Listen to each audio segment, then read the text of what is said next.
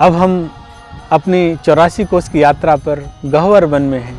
यह वन मयूरकुटी और मान मंदिर यानी मानगढ़ के बीच में है और ये जो युगल सरकार श्री राधा कृष्ण का नित्य विहार स्थल है। गह्वराख्याय रम्याय कृष्ण लीला विधाई ने गोपी रमण सौख्याय बनाए च नमो नमः। ये सुरम्य गह्वर वन श्री कृष्ण का लीला स्थान है।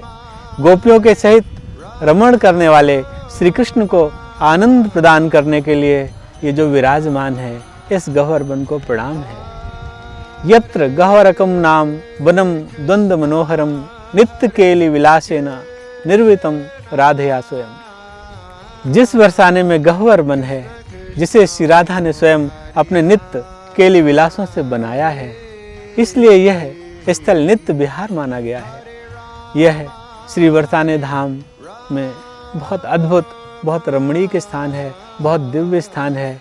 इस गह्वर वन में जो कुछ मंदिर इत्यादि हैं, जहाँ और भगवान की लीलाएं हैं, उनको भी हम आपके लिए लेकर के आएंगे। जय गौ माता, जय गोपाल। देखो हमारी राधा रानी और आपकी राधा रानी भगवान प्यारी श्याम सुंदर से नाराज काहे को है जाए। ब्रह्मा जी को उद्धार करने के लिए और राधा रानी लीला को प्रारंभ कर रही हैं कि ब्रह्मा चोरे आदि पकलीनो और बालक के बच्चे चुराए। ब्रह्मा जी छोटे छोटे बच्चों को भी चोर करके ब्रह्मलोक ले जावे। विष्णु लोक से गाय बछड़ान को खोल के ब्रह्मलोक ले जावे। ब्रह्मा जी को अंत समय जब आयो तो माँ की शरण में आके वो लंबी ढोक लगा दी। साष्टांग दंडोत जाकू के में काफी समय तक ब्रह्मा जी साष्टांग दंडोत करती रही तो माँ स्वयं कृपा कर रही हैं। अरे आप कौन हो भाई, बहुत समय है गए हो आपको, खड़े जाओ।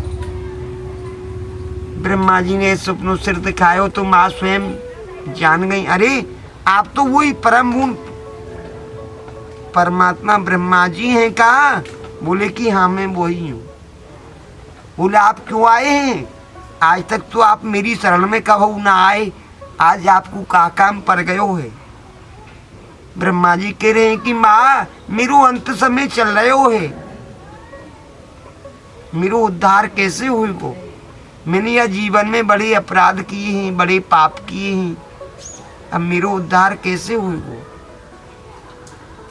माँ तो बड़ी भोली भाली है, बड़ी कृपामयी है, बड़ी दीनमयी है। ब्रह्मा जी को कह रही है कि ब्रह्मा जी जो मेरी अंत समय हूँ कोई शरण में आए कि गिर जावे तो मैं वाको अवश्य उद्धार करता हूँ। आपको उद्धार में थोड़े समय में ही कर रही हूँ। आपके 4 मस्तक हैं, चारों मस्तकों को अलग अलग रूप से निजधाम गह्वर वन में विराजमान कर रही हूँ।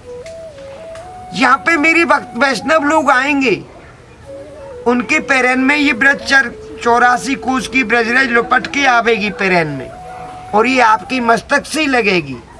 आपको थोड़े समय में ही उद्धार हो जाएगा।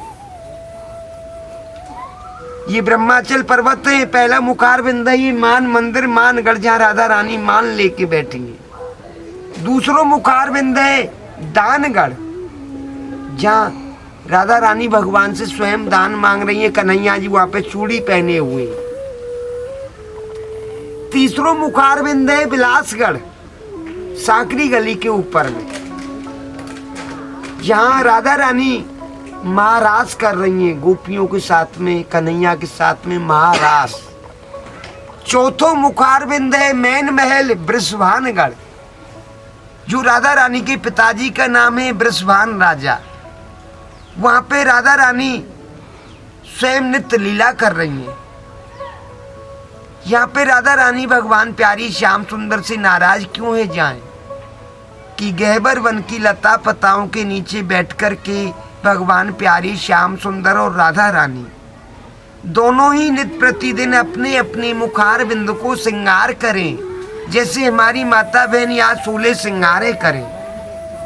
एक दिन राधा रानी की प्राण इच्छा उदय पैदा है भी लगी, प्यारी श्याम सुंदर सी कह भी लगी, प्यारी अपनो अपनो सिंगार तो हम रोज करें, आज मैं अपने हाथ से आपकी मुखार बिंद को सिंगार करूं और आप अपने हाथ से मेरी मुखार बिंद को करो।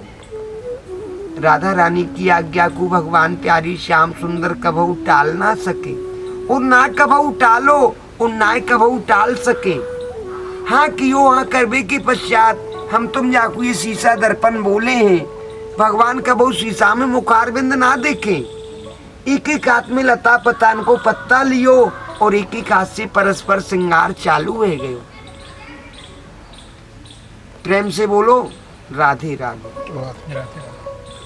श्रृंगार करते करते दोनों को शाम है गई। श्रृंगार पूरो भयो तो राधा रानी प्यारी श्याम सुंदर सी पूछवी लगी, प्यारी मेरो मुखी नीको के तेरो मुखी नीको। नीको मतलब सुंदर अच्छो। अब मुखार बिंद को वर्णन करो, मैं कितनी सुंदर लग रही हूँ, कौन जैसी लग रही हूँ, मैं गाओ उपमा बताओ, वर्णन करो। श्रृंगार दोनों को पूरो है गयो है। ठाकुर जी दोनों हाथ जोड़ के राधा रानी को कह रहे हैं कि श्यामाजू आपकी मुखार बिंद को वर्णन में कभू ना कर सकूं। आप तो 64 कलासी अवतार हैं, मैं 16 कलासी अवतार हूँ। मैं आपके चरणन को दास हूँ, आपकी चरण सेवा में कर सकूं, बाकी मुखार बिंद को वर्णन में कभू ना कर सकूं। किसी भक्त वैष्णव को मालूम है तो मेरे को आप बता सकते हैं कि राधा रानी का मुखार बिंद का वर्णन क्यों नहीं कर रहे हैं। राधा रानी उम्र में भी बड़ी है और कलाओं में भी बड़ी है। उम्र में कितनी बड़ी है बता सकते हैं कोई? ध्यान रखियो, उम्र में 11 महीना 15 दिन बड़ी है, 11.5 महीना बड़ी है राधा रानी। कलाओं में 64 कलाएं 4 गुनी बड़ी हैं। अब तो राधा रानी जिद कर भी लगी, कह भी लगी, आज आपकी छोटे बड़े की बात ना चलेगी, आपको वर्णन करना पड़ेगा। परस्पर श्रृंगार पहली बार भयो है। ठाकुर जी निजधाम गहवर वन में चारों तरफ देख रहे हैं, इनको कछु नजर नहीं आ रहा है। आज भी इतनो गहरो वन है, एक दूसरों कोई ताली मार के भाग जाए तो कोई काऊ के हाथ नहीं आवे। वह समय तो इतनो गहरो वन बतायो है कि हमें सूर्य नारायण की किरणों ना आवे। जब इनको ना कछु दिखाई दियो तो ऊपर आकाश की तरफ देखने लग गई। सुंदर गौराम्बरी चंद्रमा नजर आ गयो। जो चंद्रमा पूर्णमासी के दिन निकले, हमारी तुम्हारी माता बहन दर्शन करें, वह चंद्रमा की उपमा राधा रानी को देवी लगे। कह रहे हैं कि श्यामाजू ही प्यारी जू, आपको मुखार बिंद बड़ो सुंदर लग रहे हो है, बड़ो निर्मल भी लग रहे हो है, बड़ो शीतल भी लग रहे हो है और बड़ो बड़ो उज्जवल भी लग रहे हो है। चंद्रमा निर्मल भी है, शीतल भी है और उज्जवल भी है, रात्रि को रोशनी देता है ना। जैसे कि ये गौराम्बरी चंद्रमा इतनो सुंदर मुखार बिंद है।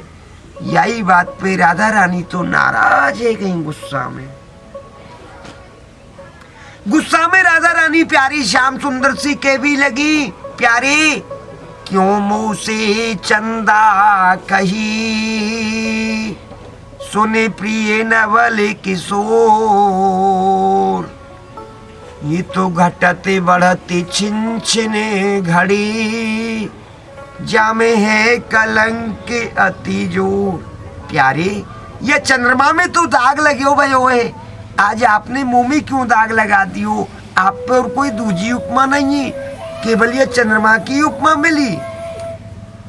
एक प्राण दो देह हमेशा संग विराजे, कभी कहीं कभी एक पल के लिए अलग ना भई। वादन राधा रानी श्रृंगार स्थल को छोड़ के और अकेली वह प्रथम मुखारबिंद ब्रह्माचल पर्वत में मान करके बैठी, जो आपको सामने दिखाई दे रहा है मान मंदिर मानगढ़, जहाँ पे रमेश बाबा रहते हैं। अब तो प्यारी श्याम सुंदर बंसी बजाते हुए अकेले रह गए। नित प्रतिदिन को समय हुए गहवर वन में साई काल में आवे को अपने घर को काम काज करके राधा रानी के अष्टसखीन को, 8 सखियों में सबसे बड़ी ये ललता सखी है, ऊंचे गांव वाली। ये बड़ी चतुर है, बड़ी होशियार है, प्रधान सखी है, जो मोरों के लिए दाना पानी का सेवा लेके खड़ी है। ठाकुर जी से विनती कर भी लगी, आज आपने ये कैसी लीला करी, आप तो जुगल जोड़ी सरकार, एक प्राण दो दे, हमेशा संग विराजे हमारी राधा रानी हमको क्यों नहीं दिखाई दे रही? ठाकुर जी बता रहे हैं कि आपकी राधा रानी तो आज मान करके बैठी हैं। अब इनको मैं मनाऊं कैसे या मान को कैसे छोड़ेंगी? मेरे पास में कोई उपाय नहीं है। तो ललता सखी उपाय बताने लगी, क्योंकि चतुर है, होशियार है। ठाकुर जी को कह रही है हमारी राधा रानी तो बहुत भोली वाली है, बड़ी कृपामयी है, बड़ी दयामयी है, बड़ी दीनमयी है, बड़ी करुणामयी है, जो कि भक्त जनन पे, साधु संत जनन पे, वैष्णव जनन पे थोड़े समय में कृपा कर दे, ज्यादा समय ना लगा में। आप तो प्राण वल्लभ प्यारी श्याम सुंदर हैं, 16 कला से अवतार हैं, आज एक छोटी सी कला तो दिखाओ ना। इतनो सुन के ठाकुर जी कह रहे हैं कि सखियों इनके मनावे की काजे मैं हूँ क्यों ना दूसरी मुखारबिंद ब्रह्माचल पर्वत पे जाऊं, वहां पे जाके लता पतान को, ब्रज जनन को, ब्रजवासीन को मैं लाखों करोड़ों मोर बना रहे हूँ और इनके बीच में मैं स्वयं मोर बन जाऊंगा। तुम अपनी राधा रानी मोरन को नृत्य दिखा दे, मोरन को दर्शन करा दे, तो ऐसे के मोर नृत्य देख के या मान को जरूर छोड़ देंगे, क्योंकि आपकी राधा रानी को मोर सबसे प्रिय लगे। इतनो कह के भगवान प्यारी श्याम सुंदर भी श्रृंगार स्थल को छोड़ गए, सामने वह पर्वत में पहुंच गए। स्थल को मोर कुटी के में करोड़ों मोरों में जाके मोर बन गए, मोर नृत्य को चालू कर दियो। राधा रानी की सहेलियां पर्वत में पहुंची और सभी सखी मिलकर के राधा रानी को मोरों का नृत्य दिखाने लाई। यहाँ पे आते ही राधा रानी कह भी लगी राधे राधे प्रभु राधे राधे। अरे सखियो अरे गोपियो मैं तो जित देखूं तित मोर ही मोर, चारों तरफ में मोर है यहाँ पे। तो अब मेरी काजिया थाल को दे दो, मैं अपने हाथ से दानो पानी चुगा लूं। करोड़ों मोरों को लाडली जी दानो पानी चुगा रही हैं। दानो चुगाते चुगाते कछु समय बीते भी लगो। सहेली ने पूछने लगी कि सखियो मोर तो सब सुंदर हैं, बड़े अच्छे हैं, बड़ो प्रिय नृत्य कर रहे हैं, धीरे धीरे खामे, धीरे धीरे पानी को पीमे, परंतु इन करोड़ों मोरन में एक मोर के प्रति मेरे हृदय में कोई शंका आ रही है। एक मोर इनमें बड़ो अजीब है, बड़ो विचित्र है, बड़ो नटखट है, बड़ो चंचल है, बड़ो छलिया है, जल्दी जल्दी खा रो है, जल्दी जल्दी पानी को पी रो है, बाकी नृत्य भी नहीं कर रो है। क्यों क्यों करे मुखार बिंद से और या शीश को बार बार मेरी चरणन में नमन कर जावे और जल्दी जल्दी खा जावे।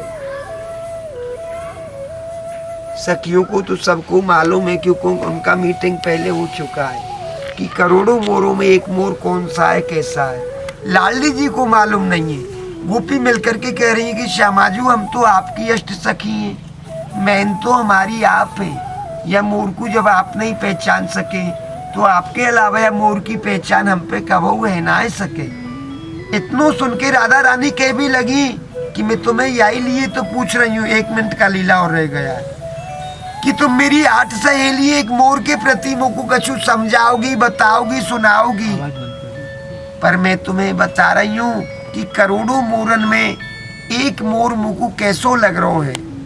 पक्की तो मैं ना कह सकूं, पर कछु कछु में जरूर बता सकूं। राधा रानी भी पक्की नहीं कह रही है कि सखियों लाखों करोड़ों मोरन में एक मोर मुझको कछु कछु ऐसो लगे है, जैसे कि आज कहूँ मेरी प्राण वल्लभ प्यारी श्याम सुंदर मेरी मनावे की काजे मोर तो नहीं बन गए।